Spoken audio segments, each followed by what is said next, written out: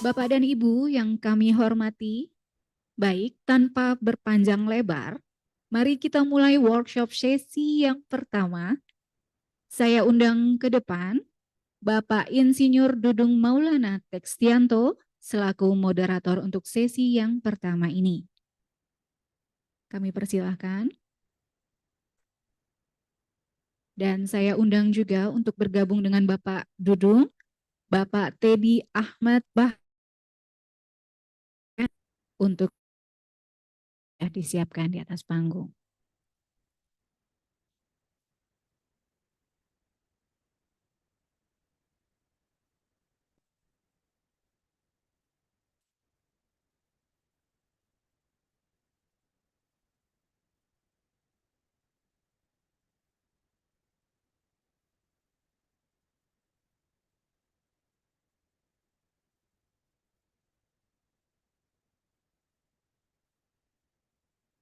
Tes.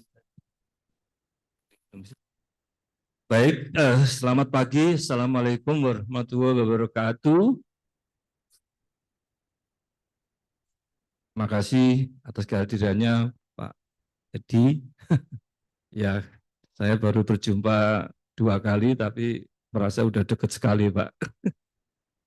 Terutama saat kita menyusun rencana dari AP3I. Tadinya acara ini sekalian saya jelaskan itu mau dilakukan oleh Kemenperin, Pak. Waktu itu, tapi Kemenperin ada acara, jadi akhirnya tidak bisa, terus kami tetap lanjut dan memanggil langsung dari Kementerian PKP. Maksud dan tujuan daripada acara pagi ini, Pak, sebetulnya tadinya link and match, namun demikian kita akan coba, saya akan menyampaikan dulu presentasi AP3I secara cepat, kemudian setelah itu mungkin Bapak, terus kepada anggota yang hadir pada saat ini, yang mempunyai produk-produk terkait dengan perumahan, monggo kalau mau disambungkan atau nanti mau dipertanyakan untuk supaya lebih jelasnya. Siapa tahu nanti Pak Teddy ini punya oleh-oleh dari KP ya, untuk proyek-proyek baru di tahun 2026 ya Pak ya. Amin, amin ya rabbal alamin. Baik, pertama kali saya izin presentasi di atas saja lah. Ya, si Mas Ade bisa disiapkan. Oh, sebelumnya saya akan membacakan nanti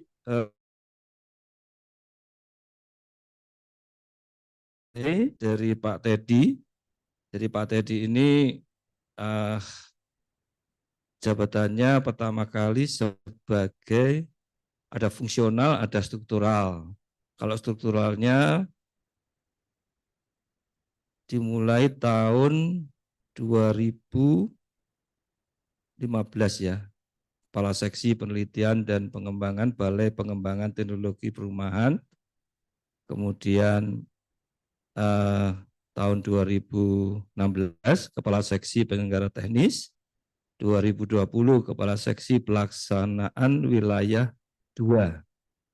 Ini yang membawai untuk Balai Pelaksana Penyediaan Perumahan Jawa 2, kemudian di Dirjen Perumahan waktu itu, dan Kementerian Pekerjaan Umum dan Perumahan Rakyat, PUPR masih ya. Kemudian tahun 2025 sebagai Kasubdit keandalan bangunan rumah. Itu tadi yang secara struktural. Kalau jabatan pelaksana dimulai tahun 2009 sebagai staf pusat Litbang, kemudian staf Subdit pengembangan keahlian, kemudian staf pusat penelitian dan pengembangan pemukiman, penelaah, difusi dan alih ya, difusi dan alih teknologi. Kemudian yang tahun 2013 sebagai penyusun NSPK. Wah, ini juga lengkap juga beliaunya ini, termasuk penyusun NSPK. Kalau lihat tanda penghargaannya banyak banget ya. Tidak bisa kita sebutkan satu-satu. Tapi ada satu hal yang saya tertarik Pak Teddy, terus terang aja, Indonesia mulai berpikir mengenai inovasi Pak. Harus Pak. Kalau enggak kita hilang Pak. Karena inovasi inilah kita bisa hidup sampai hari ini dan bisa eksis gitu ya. Yang saya harapkan di sana, dari inovasi tadi nanti bisa ke mutu yang lebih baik ya. Tadi saya juga diskusi dengan Ibu dari KP ya Bu ya, itu harusnya sudah beda gitu ya, eranya udah era yang akan datang ini inovasi dan mutu. Jadi boleh kita mau lewat apa toko-toko, lewat apa namanya penjualan, tetapi tentunya mutu juga harus dipertanggungjawabkan. Kemudian setelah itu inovasi supaya lebih menarik.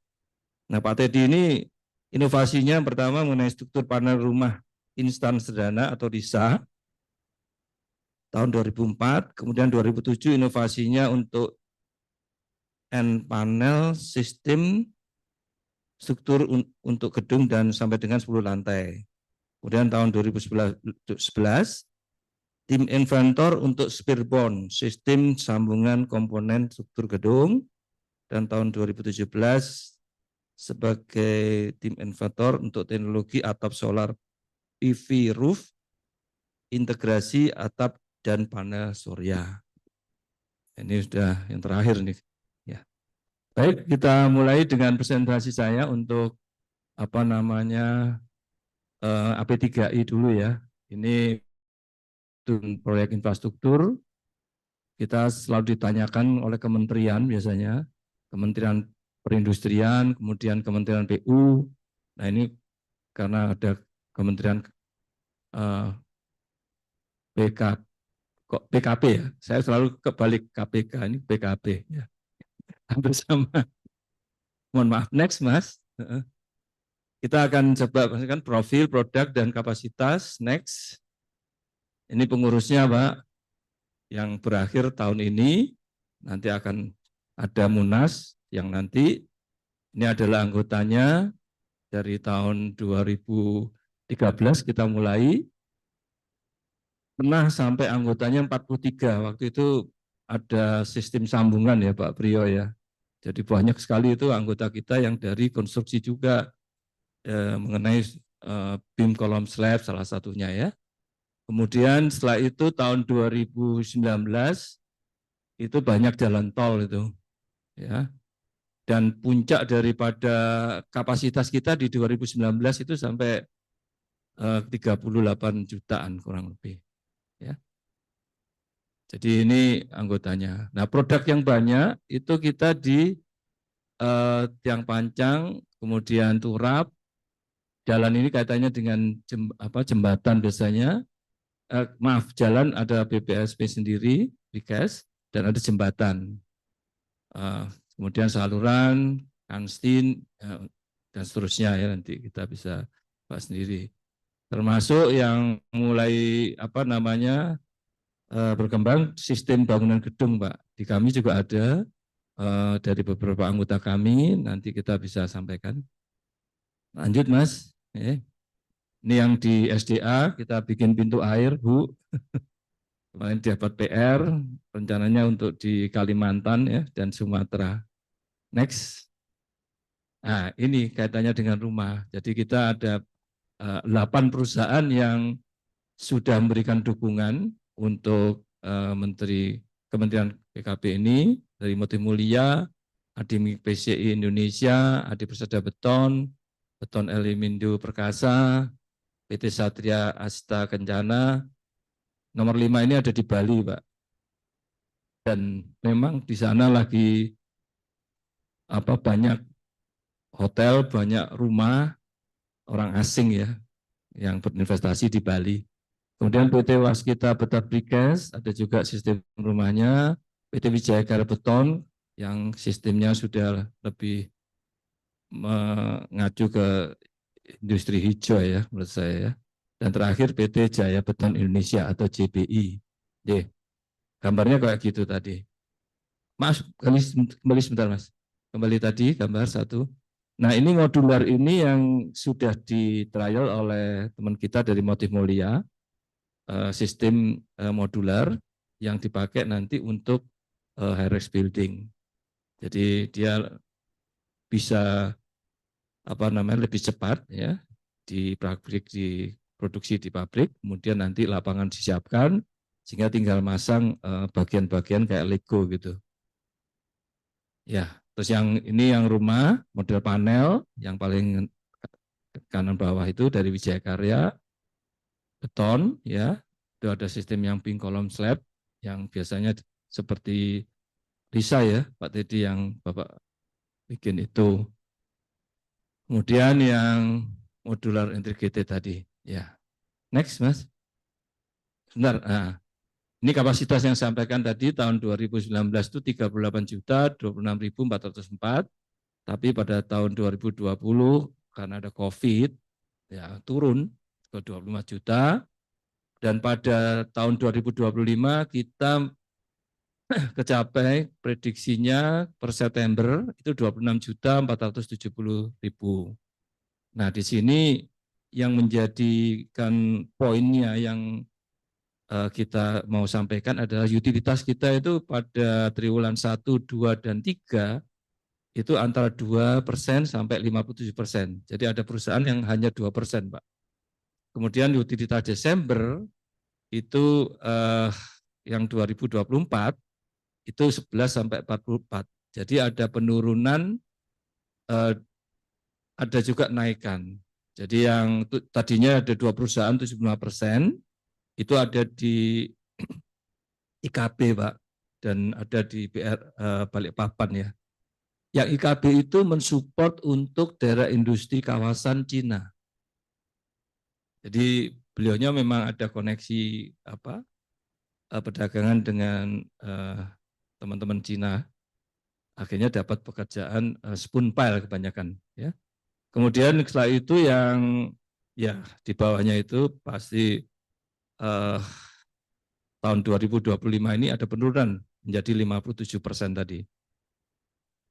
Kemudian nah ini yang Maret itu ada anggota kita sebanyak 34 anggota, dan per September turun jadi 31 anggota. Jadi ada 3 yang tidak meneruskan. Kemudian dari 72 pabrik yang terikut kita hanya 68 pabrik. Next, Mas. Ini yang tersebar ya, nanti bisa dibaca di bahan presentasi kita. Next.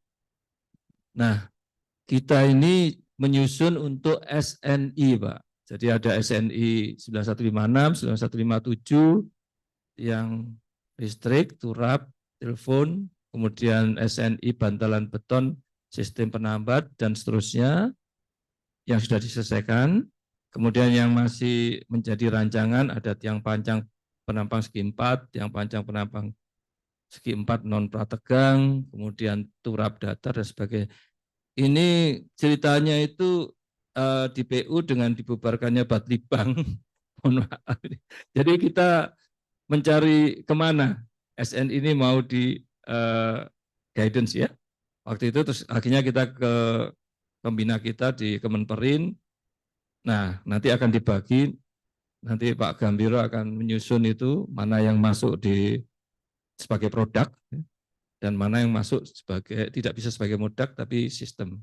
Itu yang ditangani oleh PU. Tapi tetap akan berhubungan dengan PU nanti. Next, Mas. Ini kita juga ada SIH, jadi ada 9 item yang anggota kami ini sudah mulai melaksanakan, insya Allah sudah merekod minimal tentang pemakaian air, pemakaian energi, kemudian pengelolaan limbah, ya. Di situ ada semua, jadi termasuk ada emisi gas rumah kaca, hitungannya, ya. Dan ini sudah disosialisasikan, ada tanggal-tanggalnya tadi. Kita sudah dapat sertifikat per tanggal 8 Agustus 2025, yaitu standar industri hijau oleh Kementerian perindustrian ya, di bawah pusat industri hijau. Next. Ini profilnya, kita ke profil. Ini produk unggulan untuk adik bersada beton. Next, yang bangun kereta LRT ya. Ini Wijaya Karya Beton yang ada kalau kaitannya dengan KB ya ini industri inovasi produk rumah ya. Nanti mungkin bisa kita diskusikan. Kemudian juga ada NCID tadi, Tanggul Laut. Nah ini yang saya katakan Indokarya Beton ini. Jadi Indokarya Beton ini kapasitasnya cukup besar dengan perharinya 400 batang. Square pile-nya 150 batang per hari, dan dia juga jualan ready mix 385 kubik per hari. Jadi ini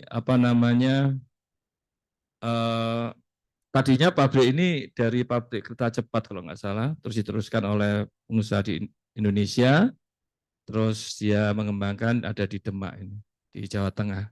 Nah untuk support yang tanggul laut itu yang di sepanjang pantai utara, Semarang sampai ke Demak ya, di situ. Lanjut Mas. Ini sudah sarana perkasa, ini juga ada rumah juga kalau nggak salah di sini nggak kelihatan. Ini hanya gedung ya. Oke.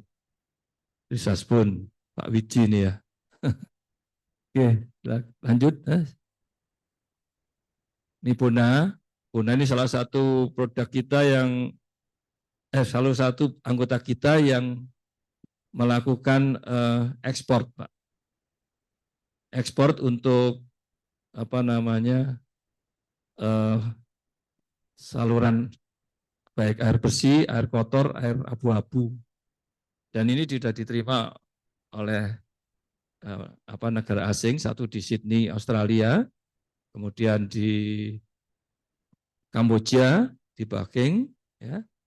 Kemudian kalau di Indonesia ada di Jatiluhur sama di Jatiluhur 1 dan DKI dan Jatiluhur 1 Bekasi ke Hulu. Tuh, Pak. Oke, next. Ini saya sampaikan Pak Teddy, siapa tahu nanti membangun juga saluran.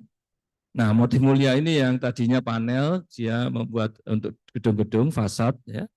Kemudian ada trial untuk membuat modular. Ini ada di Irian kalau nggak salah, Papua, untuk bikin perumahan pabrik untuk pabrik gula ya. Dan dia juga memproduksi dengan NK kalau nggak salah Nindya Karya untuk proton beam ya, yaitu beton yang high density. Jadi dia 800 kilo per meter kubik. Jadi ini teknologi ya, kita bicara teknologi. Yang lain ya hampir sama kurang lebih. Next. Ini Varia Usaha Beton yang ada di Surabaya, juga ada beberapa yang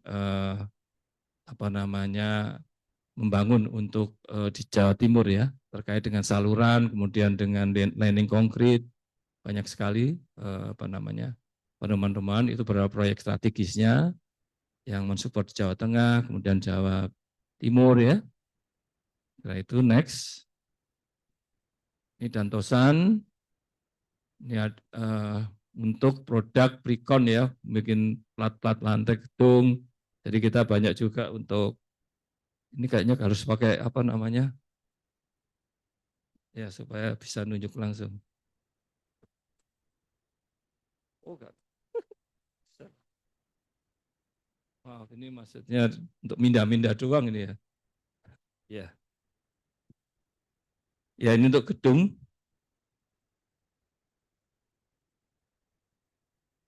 Atau saya nggak bisa. Ada ya. Nah ini ya.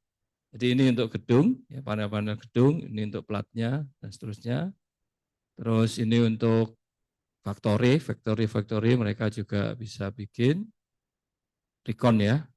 Dan ini di industri, saya melihat banyak sekali mereka support untuk industri-industri di Boyolali, di Kerawang, dan seterusnya. Ini Adimik Brigas Indonesia. Ini Adimik ini juga record ya, waktu itu di IKN kalau nggak salah, yang salah satu yang terbesar untuk support IKN beton ready mix maupun precast-nya kalau nggak salah dia. Yeah. Dan apa namanya bisa diresmikan waktu itu oleh Pak Presiden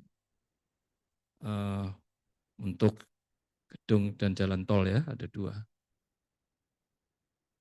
Kemudian ini waskita beton precast, ini juga yang terkenal dengan tol-tolnya, Becakayu, kemudian Cimanggis, Loji, Pekalongan, terus Nasional. Nah di sini beliaunya juga ikut di penanggulan tanggul laut di NCICD ya. Kemudian di Batang Semarang Tol Road juga dia support. Produk-produk unggulannya bisa dilihat di sini. Jadi hampir sama juga tiang panjang, kemudian PCI, PCU, feeder, sheet pile, ya. Dan ini yang untuk jalan spring P ya, untuk precast rigid di Lampung saya dengar kemarin. Ya. Untuk yang lengah laut dengan sistem city connector ya, dengan diameter 1.200. Kemudian ke Jaya Beton Indonesia, ini ada yang di Medan, ada yang di Sadang, ada 3 pabrik kalau salah di sini. Dan produknya kebanyakan mensupport untuk kota Jakarta ya. Ada sheet pile, kemudian ada ini berupa box-box itu ya. Kemudian ya bisa dilihat nanti di sini. Yeah. Terus ini anggota kita terbaru ya, FVM yang bergerak di bidang post tensioning system dan systemic isolation. Kita pernah dipanggil di sana mewakili AP3I. Jadi beliaunya ini memang detail Pak. Jadi ini kecil kayak begini berupa baji. Kalau baji biasanya dibagi 3 ya, kalau dia cuma dibagi 2. Saya tanya, kenapa dibagi 2? Kalau dari segi motongnya memang lebih kecil 2 Pak dibandingkan 3. Oke, masuk. Terus yang kedua apa? Dari sisi toleransi mutu Pak. Mutunya dia ingin yang terbaik. Ternyata 2 lebih baik daripada 3 versinya dia. Terus saya masih nggak puas itu. Saya tanya lagi. Ternyata dia itu di dalam ulirnya tadi itu diperkuat lagi Pak.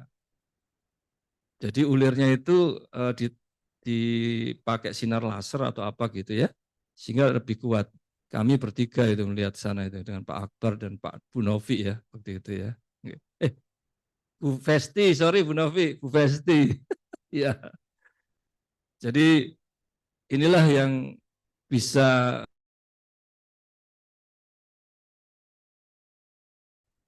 membangun jembatan antara gunung dengan gunung. Ini bisa kita contoh ini. Kenapa saya tadi inovasi ya, salah satunya yang tertarik saya ngajak teman-teman di sini juga, ayo kita mulai lagi dengan inovasi, mumpung kita nggak banyak kerjaan gitu ya. Yeah. Ini OVM. Terus ini beton Elimdo Perkasa, yang ada kaitannya dengan gedung nggak mungkin kecil ya kapasitasnya. Ya, di Bandung ini Pak, banyak kan ya. Bangun untuk special produknya itu bisa dilihat di sini. Ya. Ada sistem corner ya. Ini panel juga dia bikin di Bandung juga. Oke, next kita ke kondisi. Nah, permasalahan kita saat ini itu yang pertama ada kebijakan pemerintah Jawa Barat kemarin, Pak. Jadi material itu tambak apa namanya ditutup ya izinnya karena nggak punya izin katanya, menyebabkan dampaknya banyak sekali produksi yang menurun, terutama di ready mix yang paling terasa itu. Kemudian kemarin seminggu yang lalu kalau nggak salah sudah ada surat ya kesepakatan, tapi ada komanya, tetap harus proyek-proyek yang PSN. Nah, proyek PSN itu kebetulan agak jauh-jauh, Pak. Akhirnya terus ya keluarnya agak berat juga. Dan pemerintah belum tentu bisa naikin harga juga dengan pengiriman yang lebih jauh gitu ya. Ya, saya tangkap begitu. Kemudian yang kedua, ini kenaikan tanpa disadar bahan bakar nabati ya, BBN, dengan campuran solar sebesar 40%. Ini juga berpengaruh terhadap kenaikan harga. Nah, itu kita akan coba ke pemerintah ngusulin. Ya, ini mungkin dari PKB kalau membuat perencanaan ya, dari Ibu ya, tolong diperhatikan Bu masalah harga. Ya, karena udah berbeda. Harga split di Jakarta ini sekarang udah naiknya bukan main ya.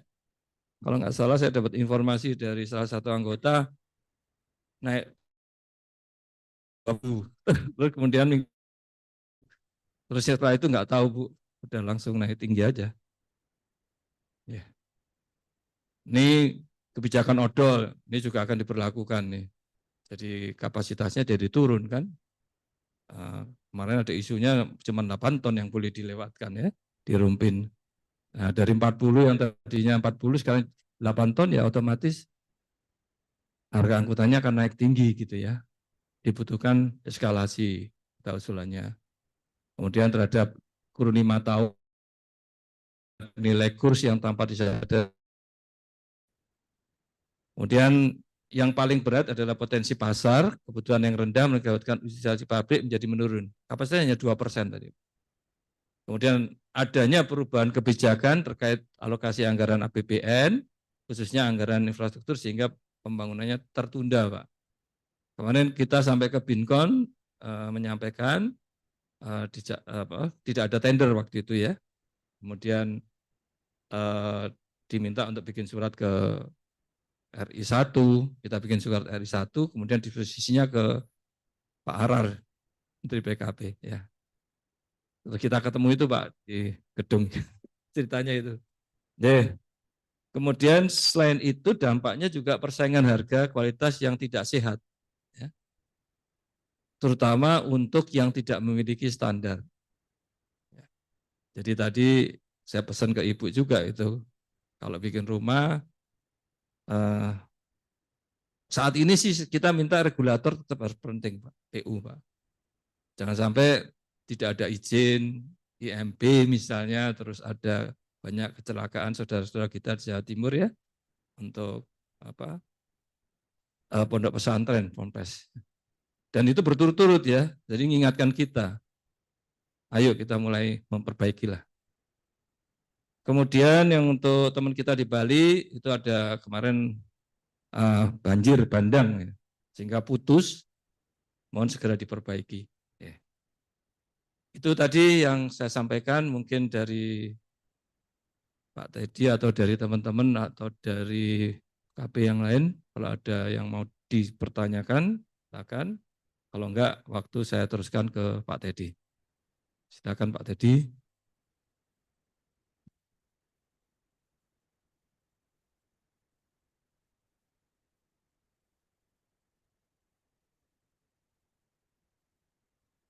Tes, tes. Mohon izin mungkin Pak, saya juga sambil berdiri.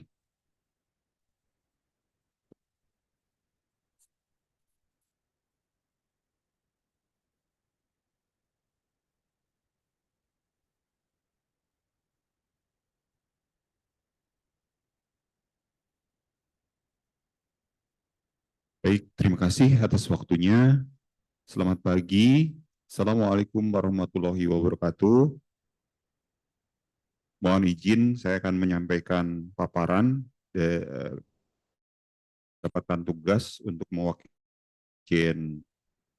kawasan permukiman, Kementerian Perumahan dan Kawasan Permukiman. Beliau menyampaikan permohonan maaf tidak bisa hadir dalam kesempatan kali ini karena ada kegiatan yang tidak bisa ditinggalkan, dan beliau mewakilkan kepada saya untuk menyampaikan paparan tentang potensi penggunaan beton pracetak pada proyek pembangunan 3 juta rumah. Nah, mungkin kita sudah mendengar bahwa di Kementerian PKP yang merupakan pecahan dari Kementerian PUPR itu memiliki program yang namanya 3 juta rumah. Nah, ini juga kalau kita mengacu kepada BPS, memang program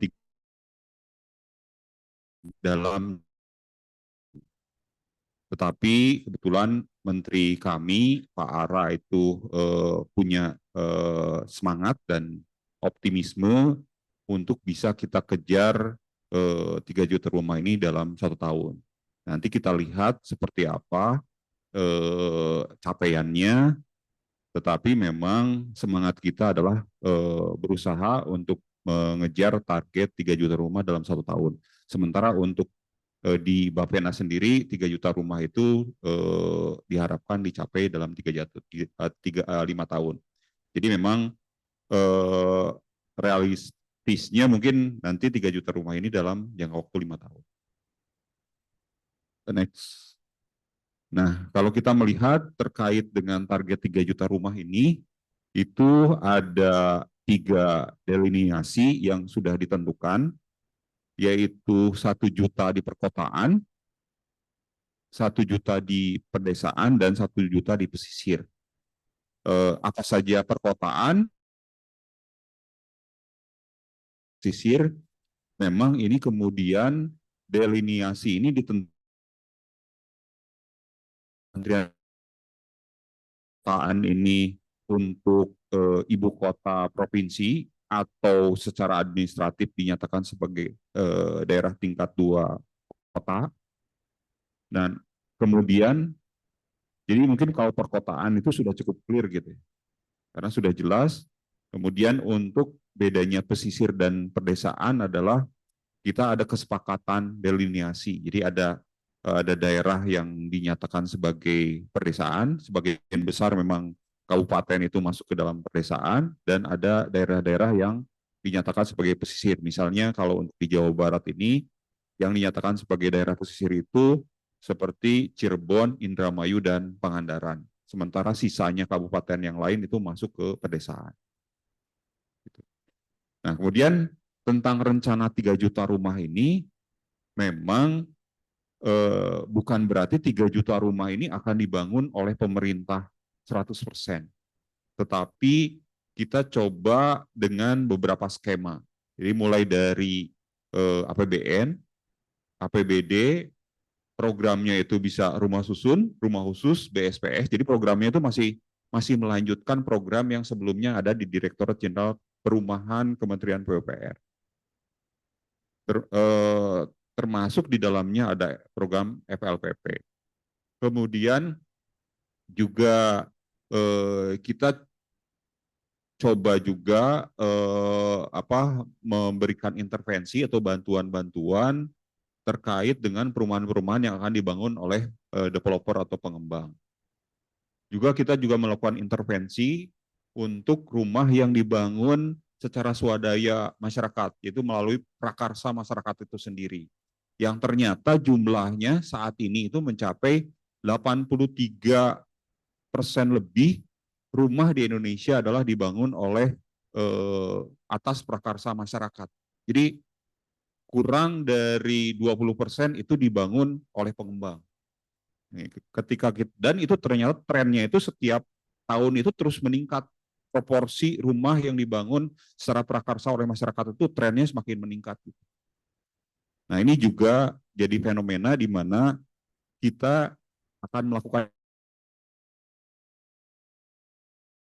namanya klinik PKP, klinik rumah. Di sana juga kita sedang membangun ekosistem digital penyediaan perumahan swadaya. Jadi nanti masyarakat ini akan dibantu prosesnya dari mulai perencanaan sampai bangunan terbangun itu oleh suatu ekosistem digital. Mungkin modelnya itu seperti marketplace, di mana di marketplace tersebut nanti kita akan mempertemukan antara konsumen atau masyarakat dengan penyedia jasa. Baik itu penyedia jasa perencanaan, penyedia jasa konstruksi, penyedia jasa pengawasan, nanti akan dipertemukan dalam suatu ekosistem digital. Kemudian juga kita coba mengembangkan kerjasama kolaborasi dengan perusahaan-perusahaan dalam bentuk CSR atau dengan lembaga filantropi untuk kemudian semakin semakin dikembangkan perumahan-perumahan ini gitu. Next. Nah, baik, mungkin kebetulan saya terkait dengan pracetak ini, mungkin dari awal saya masuk PU, itu banyak bergelut dengan pracetak. Jadi ketika saya, background saya itu di Pusat Litbang Perumahan dan Permukiman atau Puskim. Jadi selama saya di Puskim ini, seingat saya itu lebih dari 30 sistem pracetak untuk bangunan gedung maupun jalan itu dilakukan pengujian di Puskim. Jadi selama saya di Puskim ini lebih dari 30 sistem yang sudah saya ikut gitu. Ikut nguji, ikut analisa dan segala macam gitu. Selama saya di Puskim itu dari tahun 99 sampai dengan terakhir itu 2020. Jadi selama itu saya banyak terlibat. Jadi mungkin secara umum sebenarnya bahwa pasti Bapak Ibu sudah ketahui bahwa beton pracetak ini punya banyak kelebihan, mulai dari mutunya yang bisa terjamin dan homogen mutunya, kualitas mutunya kita harapkan bisa sama. Kemudian ketika waktu konstruksi itu bisa hemat, jadi dengan kemudian perakitan yang cepat, kita bisa melihat di beberapa negara pracetak ini bisa memecahkan rekor konstruksi, misalnya bisa seminggu jadi sekian lantai seperti kita lihat di Cina. Ini juga salah satu kelebihan dari sistem pracetak. Kemudian dari biaya bisa efisien, kemudian di mana di dalamnya kita bisa mengurangi waste dalam produksi komponen atau elemen bangunan, kemudian tenaga kerja bisa efisien, karena akan berbeda ketika tenaga kerja itu bekerja di dalam factory dengan bekerja di lapangan, apalagi di ketinggian, otomatis kualitas dan efektivitasnya akan sangat berbeda jauh. Kemudian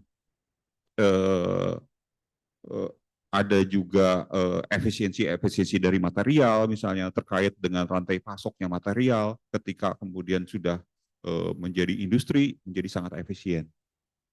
Kemudian punya daya tahan tinggi, karena kita bisa bayangkan misalnya kita membangun di site itu bangunan-bangunan tinggi yang kemudian dilakukan pekerjaan-pekerjaan pengecoran dalam ketinggian, kita untuk menjamin kualitas yang tinggi dengan durabilitas tinggi itu pasti akan mengalami kesulitan-kesulitan pada saat pelaksanaannya.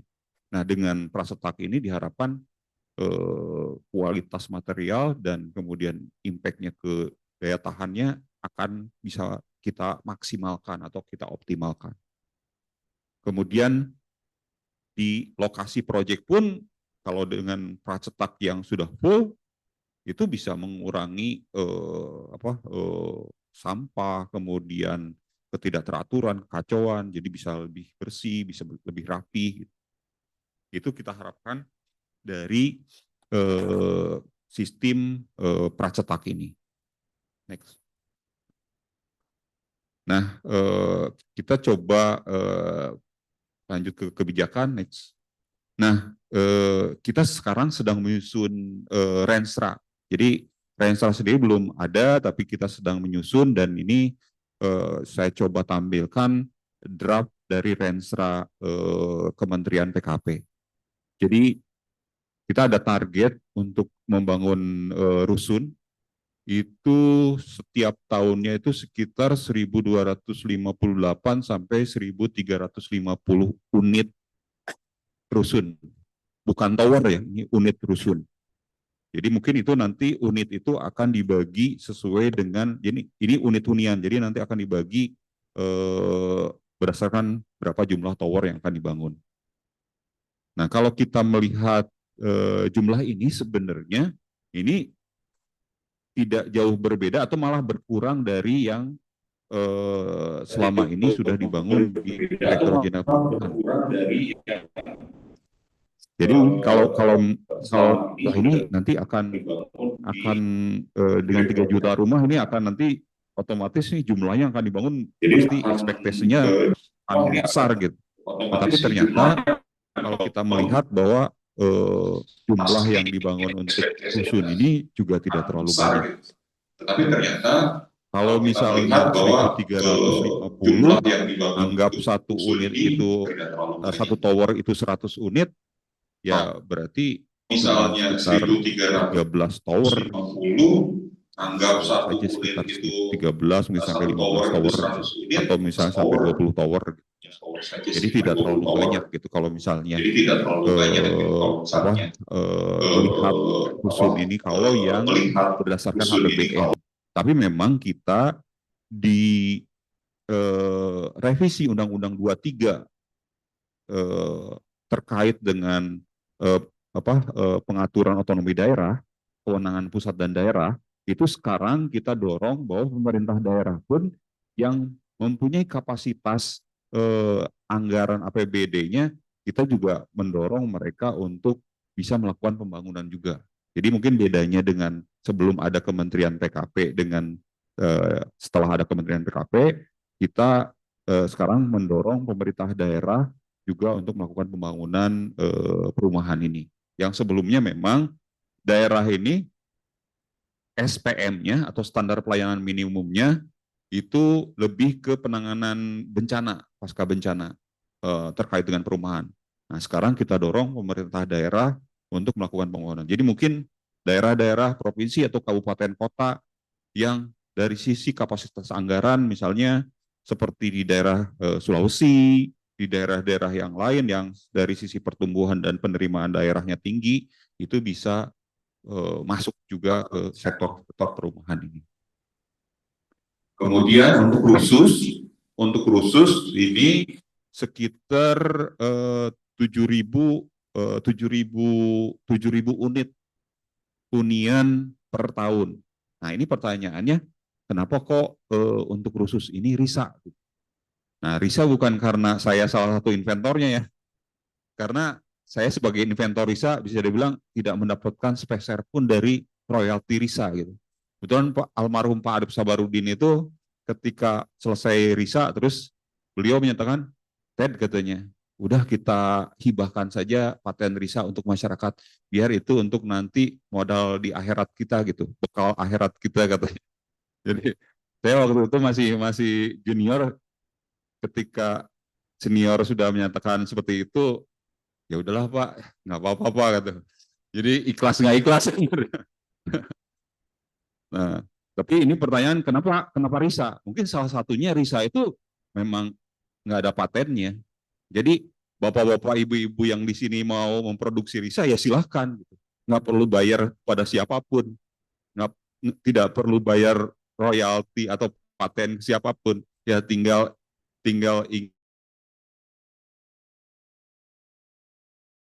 bisa melakukan hilirisasi atau industrialisasi RISA ya silahkan gitu.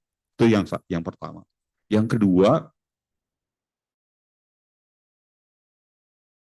produksi kemudian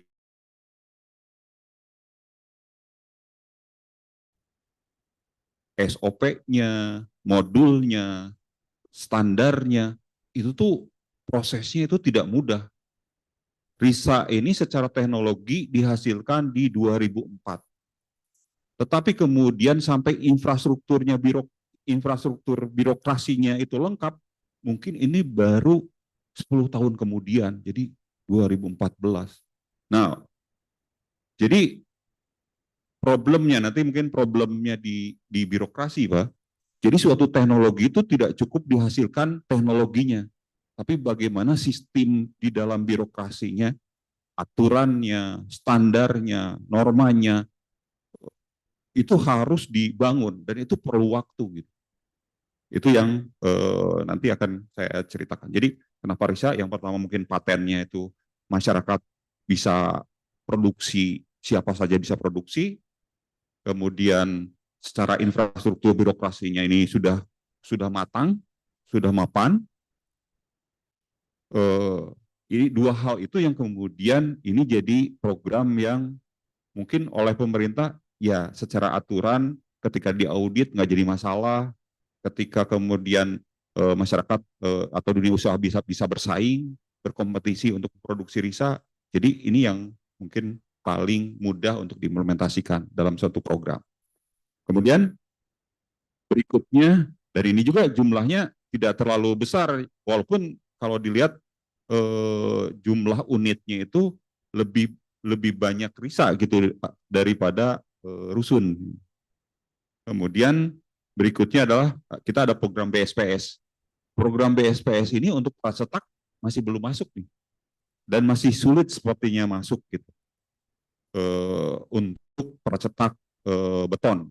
Tapi kalau untuk misalnya seperti bata ringan dan lain sebagainya itu sudah digunakan di BSPS ini. Nah, BSPS ini ternyata dari target 200.000 ini sudah mengalami percepatan nih. Jadi kita di Renstra 200.000 nih di tahun depan, tetapi anggarannya yang sudah dibahas sudah 400.000 nih. Jadi di Komisi 5 DPR RI ini jadi primadona gitu. Jadi targetnya 200.000 karena primadona udah 2 kali lipat ini dari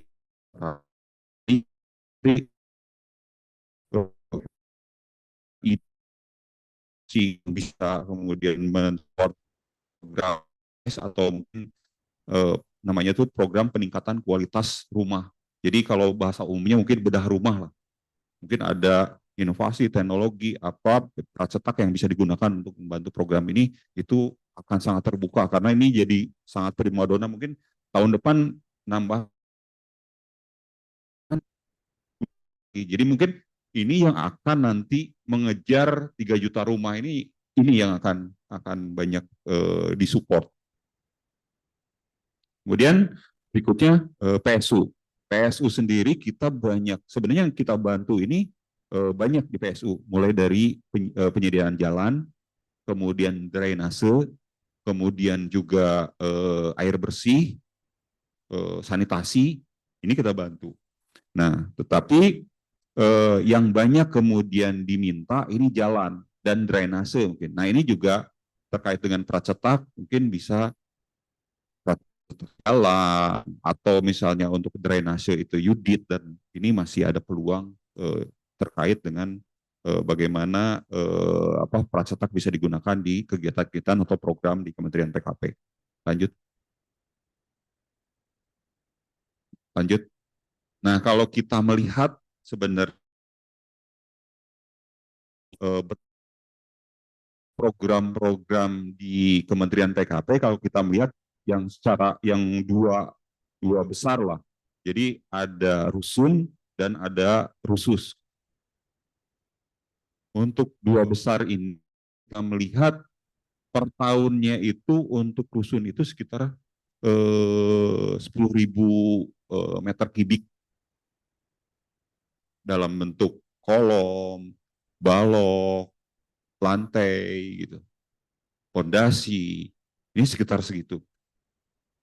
Jadi mungkin nanti bisa ngelihat, oh ini ada potensi dan kapasitas rekan-rekan di pracetak ini sejauh mana bisa mensuplai kebutuhan untuk rusun ini.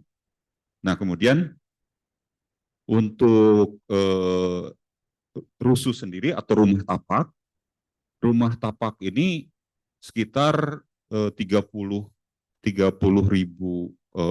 meter kubik, lebih besar untuk rumah tapak ini. Nah, ini juga salah satu peluang di mana mungkin di antara rekan-rekan di AP3I ada yang tertarik jadi aplikator RISA. Apalagi setelah tadi misalnya RISA nggak ada patennya, saya nggak usah ngasih royalti pada siapapun gitu.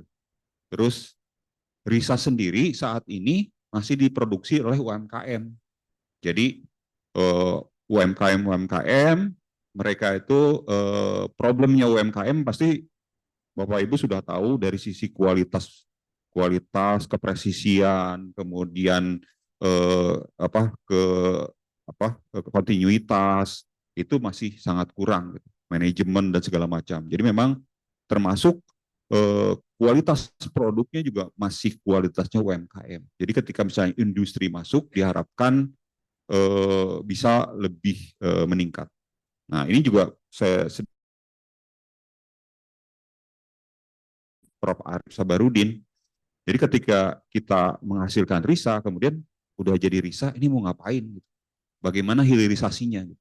Nah, waktu itu kita agak berbeda pendapat nih dengan Prof. Arif. Kalau saya inginnya RISA ini jadi industri, masuknya ke manufaktur gitu. Jadi industrialisasi rumah gitu. Nah, kalau Pak Arif itu pendekatannya lebih ke pemberdayaan masyarakat. Jadi pasca bencana, kemudian masyarakat pasca bencana itu butuh diberdayakan, kemudian membentuk usaha UMKM, diberikan pelatihan, diberikan cetakan, kemudian ini. Nah, kalau saya arahnya lebih ke industri. Nah, UMKM-nya udah jalan nih dengan kebijakan-kebijakan Prof. Arif pada saat beliau jadi kapus maupun setelah jadi kapus. Nah, industrinya ini belum jalan. Nah, mungkin waktu di Lombok itu sempat beberapa BUMN itu masuk ke RISA, tapi kemudian langsung sepertinya terpental setelah Lombok, ada trauma misalnya setelah Lombok. Nah, mungkin kalau saya sih melihatnya case Lombok itu tidak bisa mengeneralisasi bahwa RISA ini nggak bisa diindustrialisasi. Case yang pertama, kasus Lombok itu adalah lebih ke masalahan manajemen terkait dengan pembiayaan. Jadi di awal itu sudah di state bahwa seluruh kebutuhan rumah untuk Lombok itu digunakan RISA. Setelah kemudian keluar itu, maka kemudian industri atau BUMN terutama masuk, kebijakan itu terus mental. Karena mungkin saya cerita Lombok nih ya. Jadi yang saya tahu terkait Lombok itu ketika muncul kebijakan itu, kemudian dari apa kemudian material lain itu bisa dibilang melakukan perlawanan lah. Jadi ketika kemudian dinyatakan bahwa Lombok menggunakan RISA, gitu. Nah ini ada perlawanan. Perlawanannya dalam bentuk sambungan baut untuk RISA tiba-tiba hilang dari pasaran. Jadi ketika mau dikonstruksi nggak bisa, bautnya hilang. Gitu. Terus kemudian tiba-tiba kebijakan itu ada yang mengkoreksi. Jadi lebih ke masalah kebijakan waktu itu kalau saya melihatnya. Akhirnya kemudian banyak yang sulit menjual nih, BUMN yang sudah memproduksi RISA ini sulit menjual karena kemudian kebijakannya berubah bahwa yang membeli rumah itu adalah pokmas kemudian dibentuk pokmas sendiri yang kemudian memilih aplikator RISA mana yang mau dibeli, dan kemudian muncul juga teknologi. Berikutnya adalah waktu itu aplikator RISA itu terlalu memblow up gitu, dan mungkin dari kitanya juga memblow up bahwa dengan menggunakan RISA 1 minggu sudah bisa dihuni. Gitu. Padahal sebenarnya dengan syarat bahwa RISA itu sudah tersedia, baru bisa dikonstruksi. Sementara ini waktu di Lombok itu semua dari nol gitu, semua dari nol. Malah ada beberapa aplikator yang belum tahu apa-apa gitu, baru niat aja, oh ini ada peluang, saya baru daftar jadi aplikator, cetakan beli dari mana aja masih nanya ke kita gitu. Ini saya beli cetakan di mana ya? Tolong carikan ini. Jadi banyak yang mungkin bukan ahlinya masuk menjadi aplikator RISA di Lombok. Makanya chaos lah di Lombok, dan di Lombok itu mungkin salah satu yang mungkin untuk beberapa perusahaan itu nama RISA ini jadi trauma. Jadi trauma lah dengan RISA. Oke. Tapi tadi seperti saya sampaikan, RISA infrastruktur, peraturan, birokrasinya ini paling lengkap. Jadi paling mudah diaplikasikan dalam program-program pemerintah. Mungkin itu. Lanjut. Next. Nah, kita mungkin kalau saya terlalu banyak bicara begini, sepertinya menggurui di sini ya. Tapi saya ingin sampaikan bahwa sebenarnya kan sistem pracetak ini variannya itu sangat banyak. Nah, jadi kalau kita melihat sistem strukturnya, ada sistem panel besar dalam bentuk panel-panel seperti panel fasad, kemudian ada sistem rangka. Nah, ini sistem rangka ini yang ketika saya di Puskim ini hampir 30-nya itu sistem rangka. Adalah joinnya pakai apa, termasuk saya juga ikut-ikutan loh. Tapi kemudian yang tadi disampaikan oleh Pak Dudung, Spearbond, itu sebenarnya sistem rangka juga, tetapi saya coba melakukan inovasi di sambungan gitu. Jadi kan kalau panjang penyaluran itu harus 40D misalnya secara umum, tapi dengan Spearbond ini cukup misalnya 10 cm gitu panjang penyalurannya, tetapi dengan kualitas yang sama dengan 40D itu sistem Spearbond. Jadi bisa disambungkan di balok, kemudian bisa di join, bisa di kolom, itu sistem Spearbond yang tadi disampaikan Pak Dudung, salah satu inovasi saya. Nah, itu banyaknya di sistem rangka ternyata, 30-nya itu sisanya ada jalan, ada kemudian fasad, ada yang lain. Kemudian ada sistem kolom dan lantai. Ini sudah ada juga sepertinya seperti KML atau yang lain itu sistem kolom dan lantai. Kemudian ada sistem campuran. Kemudian kalau dilihat dari elemennya, ada pracetak itu elemen dinding, kemudian di dalamnya ada yang panel solid, kemudian ada sandwich, ada thin cell panel. Nah, untuk yang end panel, saya juga salah satu inventor end panel, Pak Nana Puja Sukmana. Jadi mungkin end panel itu sebenarnya saya berikan nama end panel sebenarnya ingin mengapresiasi ketua timnya yaitu Pak Nana Puja Sukmana. Jadi Nana Puja Sukmana, jadi end panel system gitu. Itu didedikasikan untuk Pak Nana gitu. Jadi, nah ini juga bentuknya dalam bentuk panel dinding. Panel dinding ada bukaannya, itu end panel. Kemudian balok kolom. Nah ini yang kalau dilihat elemennya sebenarnya balok kolom ini yang banyak inovasi atau invensi atau pengujian-pengujian yang sudah dilakukan di PU atau Puskim. Kemudian ada plat dan slab, kemudian ada fondasi. Nah untuk perkuatannya sendiri ada precast, ada prestress. Lanjut. Nah, kalau kita bicara untuk sistem pracetak rumah, itu kan dari teman-teman AP3I juga sudah banyak juga sistem-sistem yang sudah dibikin. Nah, ini mungkin yang kita contoh aja yang dibikin oleh Puskim atau PU dalam hal ini. Jadi ada RISA, saya ikut terlibat dari awal, dari konsep sampai dengan jadi. Kalau RISA itu bisa dibilang mungkin kontribusi saya 40-50% lah, karena saya yang mendesain tulangan. Kenapa RISA itu tulangannya menyatu, kemudian sampai kemudian kenapa ada panel P2 sampai panel P3-nya itu saya yang mendesain detailnya itu.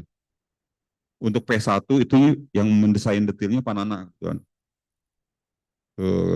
Kemudian untuk Ruspin, nah Ruspin juga walaupun saya tidak masuk ke dalam tim Ruspin, tapi kebetulan Ruspin ini diinisiasi di Bali, dan pada saat itu ketika uji pertama Ruspin itu gagal kan, kemudian saya ditempatkan di Bali dan kemudian saya memberikan advice ke Ruspin dan alhamdulillah kemudian Ruspin bisa lolos pengujian. Ruspin itu betul kalau RISA 1 kali pengujian berhasil, kalau Ruspin itu seingat saya nggak tahu 3 atau 4 kali pengujian.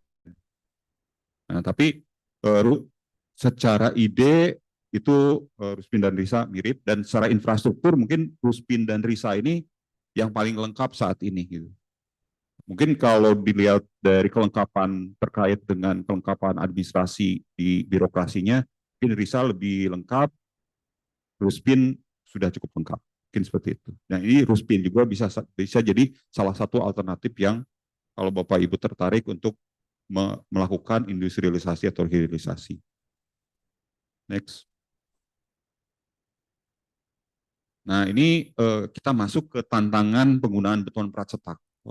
Saya melihat bahwa ada masa di mana beton pracetak ini menjadi primadona gitu. Jadi mungkin bulan madunya beton pracetak lah dengan proyek-proyek infrastruktur baik itu di PU maupun di Kementerian Perumahan waktu itu. Sehingga dengan masa bulan madu itu wah sangat bergairah industri pracetak dan banyak kemudian inovasi-inovasi dihasilkan, termasuk yang masa pada saat saya jadi stafnya di Balai Bahan dan Struktur di Puskim. Jadi ikut pengujian, ikut menganalisa dan lain-lain. Nah, kemudian kita melihat bahwa ada beberapa, terus kemudian mengalami tantangan nih pada pelaksanaannya. Nah ini tantangannya yang pertama adalah kekakuan desain maupun estetika. Jadi dengan pracetak ini memang ada yang punya fleksibilitas, tetapi sebagian besar fleksibilitasnya itu tidak masih kurang dibandingkan konvensional. Mungkin teman-teman arsitek ini masih cukup kesulitan bisa mengimplementasikan ide-idenya dalam bangunan gedung ketika kemudian yang digunakan ini sistem pracetak. Nah ini juga jadi satu tantangan. Kemudian yang berikutnya adalah problem dalam sistem pengadaan barang dan jasa di negara kita, di Indonesia. Jadi ketika kita mau mengadakan pengadaan barang dan jasa di kementerian atau di pemerintahan, itu kita pasti akan membuat namanya detail desain seperti apa. Dan di dalam detail desain itu biasanya kan konvensional, berarti kan sama. Nah, untuk pracetak ini problemnya adalah setiap pracetak itu dan keunikan dan paten sendiri-sendiri. Jadi ketika mau bikin DED, Detail Design Engineering, ini mau pakai DED sistem apa? Dan ketika pakai salah satu sistem, wah ini sudah diprotes yang lain ini. Wah ini DED-nya sudah menjurus atau mengarah pada suatu sistem tertentu, diprotes sama sistem yang lain. Ketika kemudian ada coba solusi yang dilaksanakan, yang dicoba, yaitu ya udah kalau DED bikin konvensional saja, tender konvensional saja. Tetapi pada saat sudah menang tender, kemudian diadendum lah jadi pracetak. Dan itu problemnya ketika diaudit itu jadi masalah. PPK-nya jadi masalah, kontraktornya jadi masalah. Istilahnya waktu awal balapnya pakai motor, balap motor ini istilahnya, motor GP. Tapi sudah di tengah jalan diganti jadi balapnya jadi F1, jadi pakai mobil. Nah ini jadi temuan dan jadi masalah. Nah nanti kita coba apa solusi yang bisa dilakukan. Mungkin di sini di forum juga bisa didiskusikan sebenarnya nanti solusinya seperti apa nih mengatasi masalah seperti hal tersebut. Kemudian ternyata pracetak, tapi ternyata belum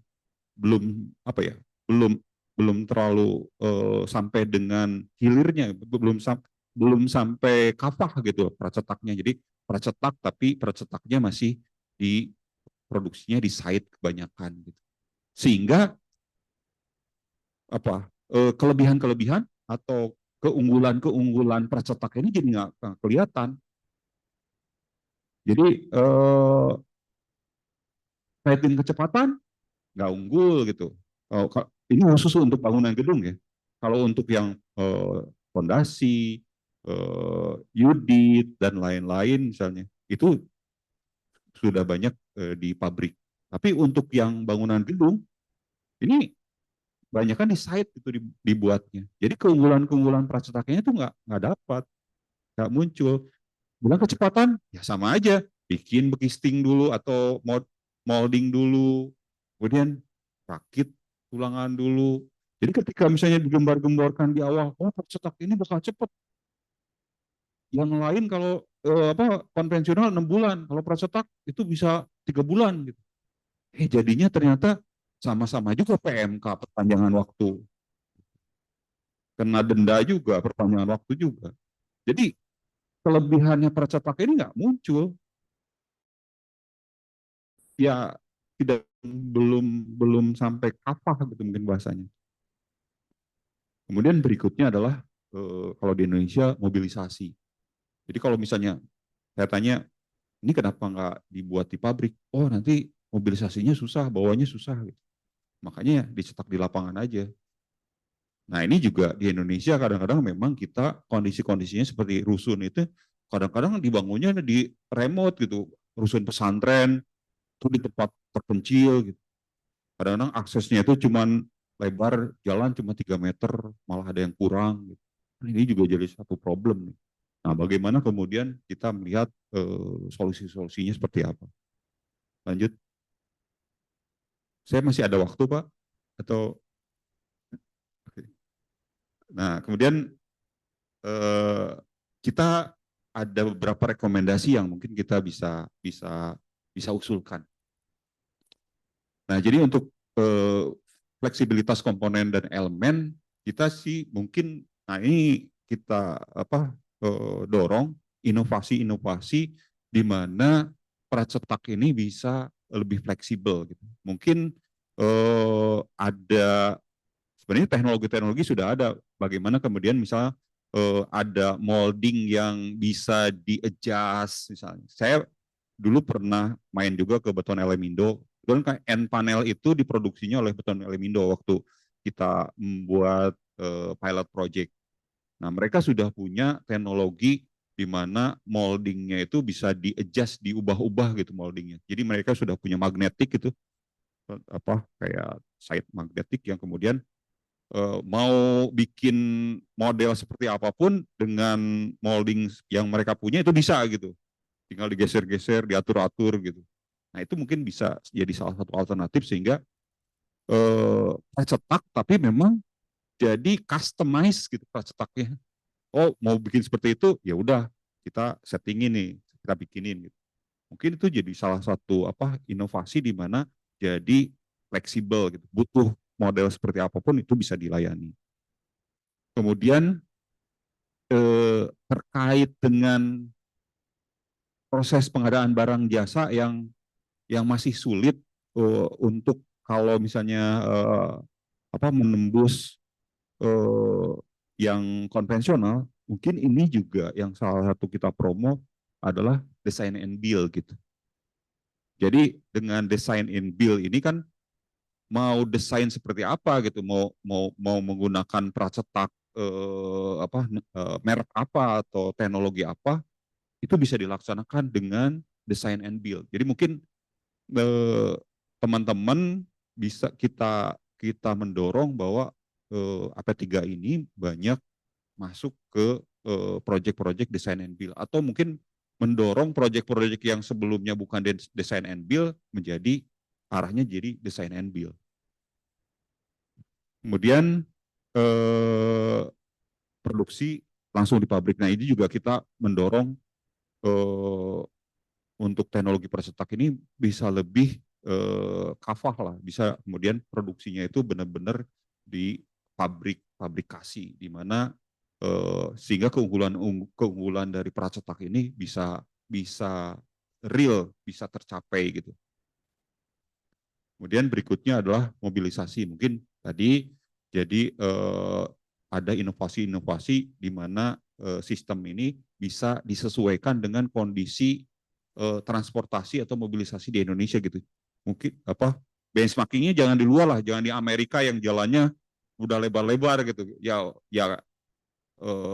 memang berdasarkan kondisi di Indonesia gitu. Jadi teknologinya disesuaikan dengan kondisi di Indonesia.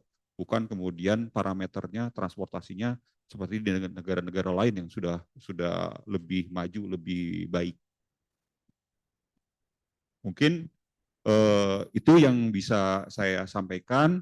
Semoga bermanfaat. Mohon maaf apabila ada hal-hal yang tidak berkenan.